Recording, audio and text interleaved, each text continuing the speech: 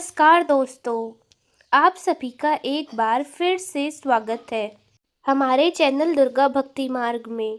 आज मैं आप सभी को सुनाऊंगी आषाढ़ अमावस्या व्रत कथा। प्राचीन समय की बात है। किसी गांव में एक ब्राह्मण और ब्राह्मणी रहते थे। वह शिष्टाचार से अपना जीवन व्यतीत कर रहे थे। उनके घर में किसी प्रकार की कोई कमी नहीं थी, परंतु उन्हें एक दुख था। उनके कोई संतान न थी, जिस कारण वे बहुत दुखी रहते थे। एक दिन ब्राह्मण ने वन में जाकर तपस्या करने का निश्चय किया और ब्राह्मणी से कहा, मैं तपस्या करने के लिए वन में जा रहा हूँ। तपस्या समाप्त होने पर मैं वापस आ जाऊंगा। ऐसा कहकर वह वन की ओर चल दिया। घने वन में जाकर वह कठोर तप करने लगा। कई वर्षों तक तप करने के बाद उसके मन में वैराग्य उत्पन्न हो गया और उसने अपना जीवन समाप्त करने की ठान ली। ऐसा सोचकर वह मरने को तैयार हुआ।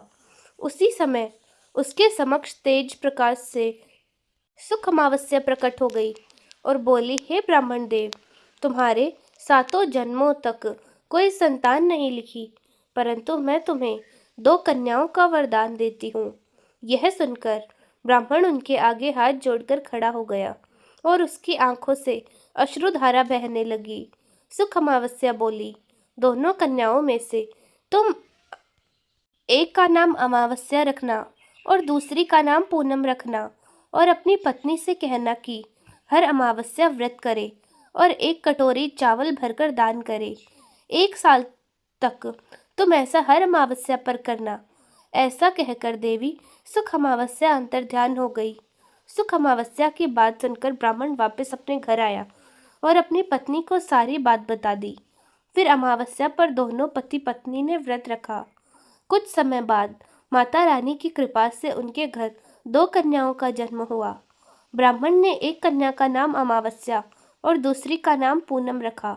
जब वे कन्याएं बड़ी हो गई तो उनका विवाह हुआ। बड़ी बहन अमावस्या धार्मिक विचारों वाली थी। छोटी बहन पूनम भगवान में विश्वास नहीं करती थी। बड़ी बहन के घर में सुख समृद्धि के भंडार थे। उसे संतान रत्न भी प्राप्त हुआ, परंतु छोटी बहन पूनम के घर दुख और दरिद्रता का कोई अंत नहीं था। उसे कोई संतान भी नहीं थी। जबकि बड़ी बहन को छोटी बहन की दरिद्रता का पता चला तो वह अपनी बहन के घर गई और उससे कहने लगी, तुम अमावस्या का व्रत करो और पूजा करो। 1 साल तक चावल की कटोरी भरकर दान दो। ऐसा करने से तुम्हारे घर में सुख समृद्धि के भंडार भर जाएंगे। पूनम ने बहन के कहे अनुसार हर अमावस्या का व्रत किया और 1 कटोरी चावल भरकर दान दिया। देखते ही देखते पूनम के घर में भी धन धान्य के भंडार भर गए और उसे एक सुंदर पुत्र की प्राप्ति हुई। तो दोस्तों, यह थी आज की कथा।